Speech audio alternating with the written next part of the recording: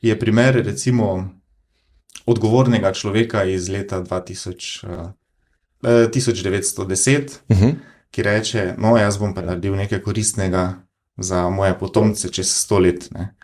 In vloži ogromno denarja v parcelo, zasadi smreke, mlade smreke, da bodo nekoč velike, zgradi trdno hišo in tako naprej. No, in potem, če pogledamo, kaj je za to lastnino čez 100 let, sta bili vmes dve svetovni vojni, bila je socialistična revolucija, ki je nacionalizirala velike lastništva, bile so naravne nesreče. Torej, kljub temu, da je ta žlička soli, ne, 1910 bila zelo dobro zastavljena, človek je res razmišljal o tem, da bi zapustil nekaj dobrega, se je vse skupaj razvodenelo z zgodovinskimi učinki.